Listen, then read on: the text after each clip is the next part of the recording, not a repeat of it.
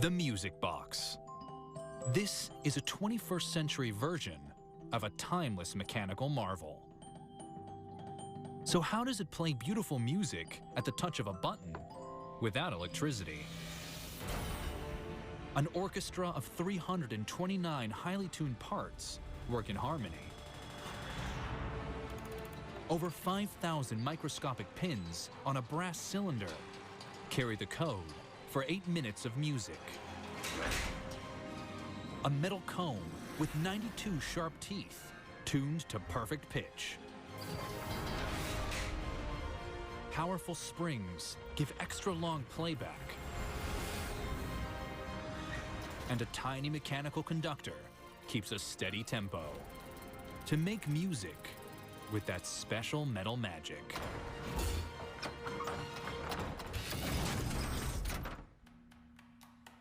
The music box maker has to position all 5,000 of these tiny pins to within 2/1000ths of an inch. Get just one wrong, and the song is ruined. Each one of the music box's 5,000 pins must pluck the right tooth at the right time. The secret to how they do that is the ingenious way the maker builds its intricate brass cylinder. Music on a cylinder is defined by the location of all the pins. Every note has its own pin. So in this case, I need to accurately place 5,000 pins in a brass cylinder in order to play that musical program. Jonathan Hertz is a master music box maker whose creations are unique. His music boxes may not be modern, but his tech is right up to date. While his predecessors put these pins in by hand, Jonathan has built a computer-controlled machine to do it all automatically. The computer knows the location of every note in the tune, and this is the machine that selects that location on the cylinder, drills a hole there, and inserts a small piece of music wire into that hole. Jonathan must position each pin precisely to play the right note at the right time. There are very subtle changes, tempo and timing, that the human ear can hear that is measured in tenths or even hundredths of a second. And with this slow-moving cylinder, the pin needs to be located within just a couple of thousandths of an inch. The pins on a music box don't just play one song, they play 8. This is how they do it.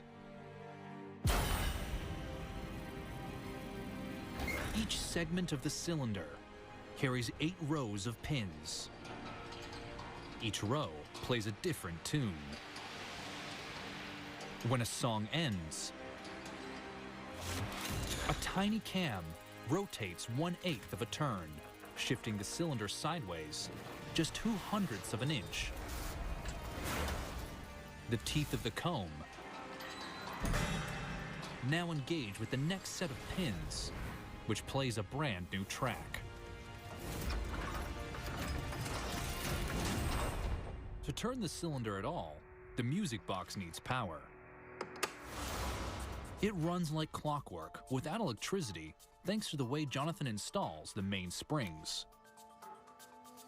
The springs may be small, but loading them can be dangerous. This spring has enough energy in it to, should it fly apart all of a sudden, cut right into flesh. The main springs start out as a flat, flexible 6-foot piece of metal.